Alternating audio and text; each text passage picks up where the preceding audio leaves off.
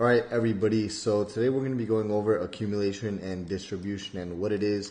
Now, this isn't necessarily going to be a system of trading, and today's video is probably going to be a little bit shorter than the rest of the videos just because the topic isn't a very broad topic to talk about, but I feel like it's definitely something I want to, educate you guys on because it is pretty important when it comes down to our trading system, which is supply and demand, and that is something that we will see throughout the future and throughout your trading and throughout trading support and resistance, and what it is exactly. So pretty much when it comes down to when it comes down to accumulation and distribution, it happens in all forms. Obviously, we know the definitions of accumulation, where you're just gathering up a bunch of stuff. Like, let's just say I was going to the grocery store, and I knew the COVID-19 pandemic was going to come and hit the market, right?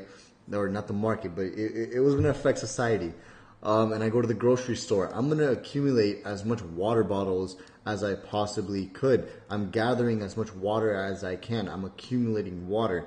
And obviously distribution is me handing out water bottles to the rest of the members in my family, right? Meaning that I'm going to be short on water bottles, and I may have to go back and accumulate again before I can start distributing more water bottles to my family members, right? Very, very basic, simple, definition breakdown there. But anyways, when it comes down to supply and demand, what happens at these levels before we see the markets really take off is accumulation and distribution. Now, let's bump it down to the 4-hour time frame really quickly here. So here we're looking at GBP, JPY, and 149.200 is a level of supply, right? This is an area where every time price hits this level, we have a big bounce in the opposite direction because price is very cheap and price moves off of this direction. Now, if we look at price here, what's going on here is that we see price moving sideways. All that's happening here is that the major players, being the big banks, the hedge funds, the institutions, they're accumulating buy orders, right? They're anticipating for price to go up, and buy orders are being accumulated, meaning that there's a lot of positions that the banks are taking within this price range, because remember, support and resistance, supply and demand, doesn't matter who you are. You could be Warren Buffett, you don't know the exact price is going to go up from.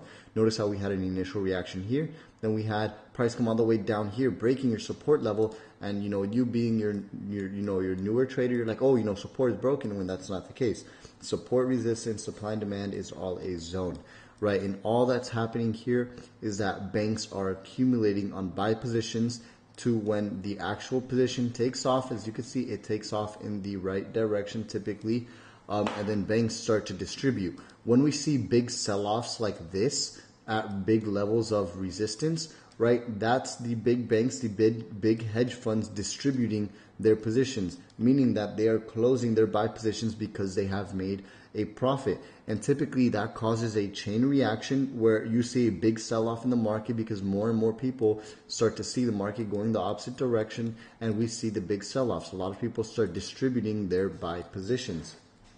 Now, different types of trading strategies that banks have used as well. Now, I'm not saying I'm a banker trader, but is a different form of accumulation and distribution, is where we see price have really big rallies to the upside like this, and as price starts pulling back more and more, they'll start adding buy positions, meaning that they're adding buy positions as price is continuing in the opposite direction before they move price bullish, right? So let's just say that the banks sold, I'm going to use these lines here just to make an example, right? Let's say the banks ended up taking a buy here, right? I'm going to make this green.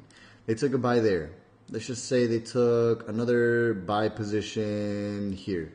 Let's just say they just took another buy position here now. When this position down here starts going into profit, it should start covering the loss of this position and this position. And what they'll start doing is distributing their buy positions as price goes higher and higher and higher until a point where price reaches let's just say 160 flat, and then they'll start to sell off the market, distributing the rest of their buy positions once all of their orders have been filled and all their orders have been in profit, right? But again, that's all that's happening here, is that buyers or banks are accumulating in positions. So let's say here they're accumulating on buy positions. Here they start selling them and start accumulating on sell positions where we see a big sell-off in the market. They'll probably accumulate some more here, all the way back down to the next level, which they'll start accumulating on buy positions again. And this is how banks move the market.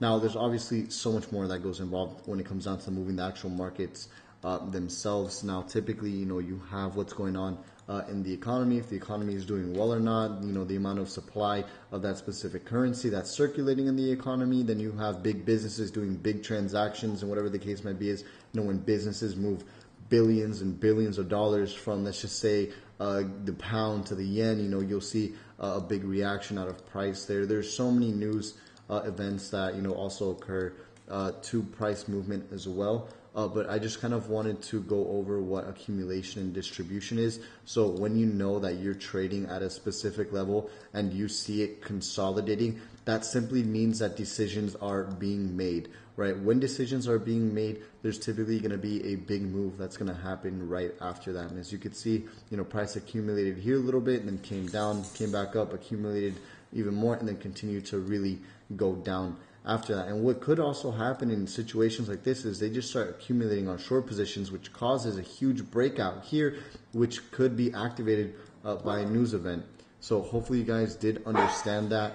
So I just wanted to give everybody a quick lesson on accumulation and distribution, just so you guys understand the overall idea behind it. And I'll talk to everybody in the next section.